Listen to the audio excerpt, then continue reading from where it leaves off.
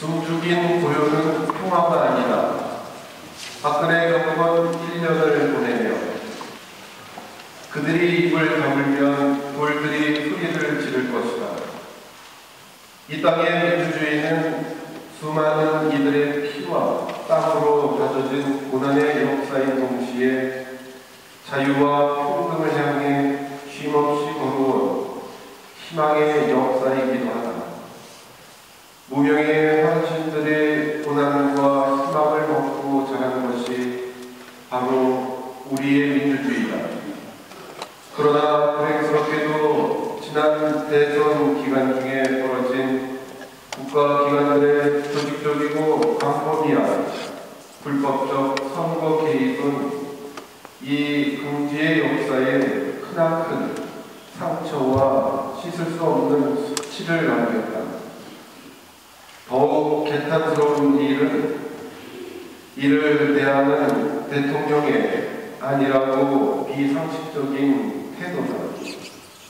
선거 과정 중 벌어진 범죄 행위에 대한 진상규명과 그에 따른 책임자 처벌은 절차적 민주주의의 핵심적인 가치를 지키는 일인 동시에 투표를 통해 권력을 위임한 유권자들의 상식적이고도 당연한 권리다.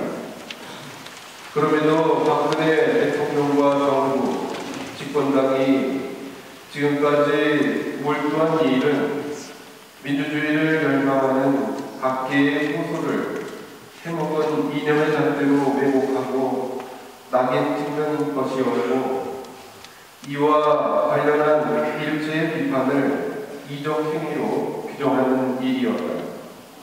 이 광기의 범담에 누구보다 충실히 부역하는 것이 언론이라는 사실 역시 개탄스러운 일이다.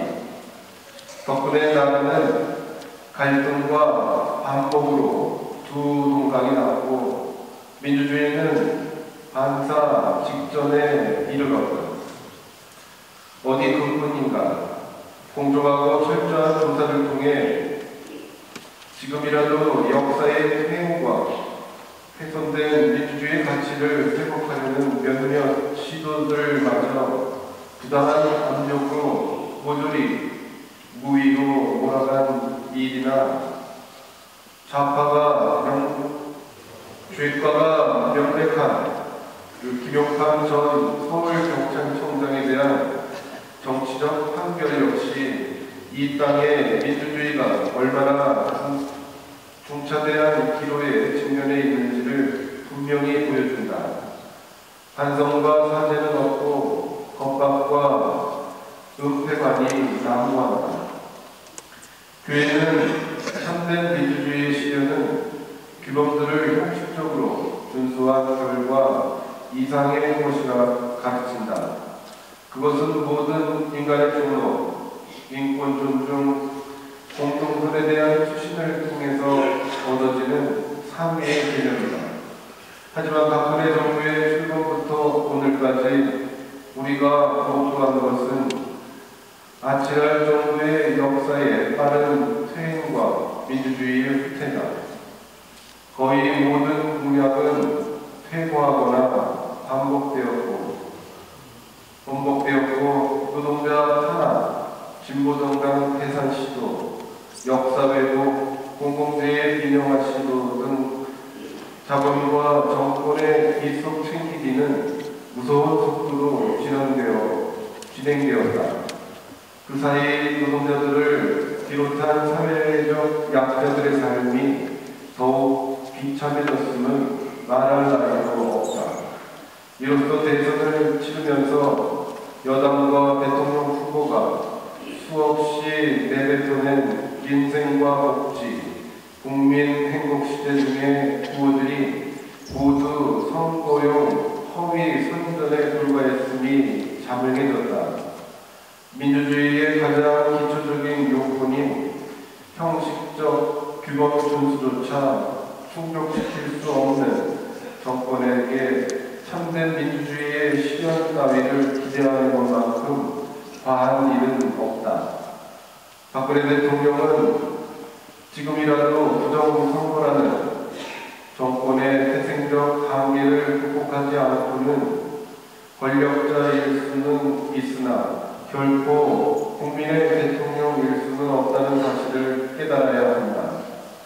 권력은 허망한 것이다. 힘으로 군림했던 권력자들의 말로는 언제나 그랬다. 숨죽인 권유는 평화가 아니다. 믿음의 공동체가 고백하는 하느님의 평화는 더욱 그러하다. 뒤틀린 것은 바로잡고 무너진 것은 다시 고쳐 세워야 한다. 이것이 하느님의 정의이고 믿음이 고백하는 평화다. 곧 평화는 정의의 작품이라는 말씀이 오늘 우리가 마음을 쏟아야 할 자리다. 정죄와 회심의 자손시기, 가난한 이들의 교회가 되지 못한 부유의 옛 옷을 벗고 하느님의 가난을 입고자 하지 마자. 목소리 없는 이들의 목소리가 되어주지 못한 침묵의 벽을 헐고 하느님의 통곡이 되자고 서로 격려하자. 돌들이 소리치기 전에 우리가 세상의 소리가 되는 은총을 청하자. 우리는 이 시대의 모든 양심의 소리와 선의의 마음에 동참하여 아래와 같이 요구한다. 1. 국가정보원과 국군, 사이버 사령부 등 불법 선거 개입의 책임자들을 사법 처리하라.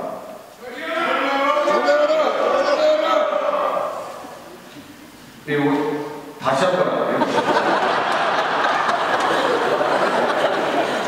처리하라. 이게 세 번.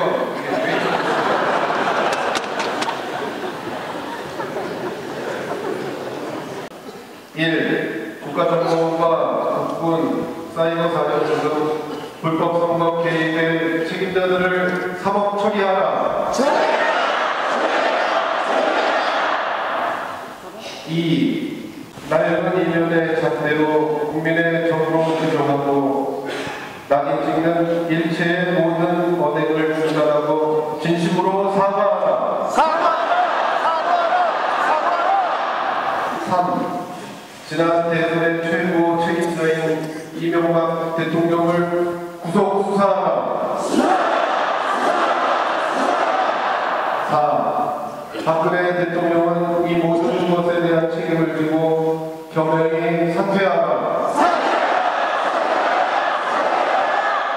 2014년 3월 10일 천주교 인천교구 사제연대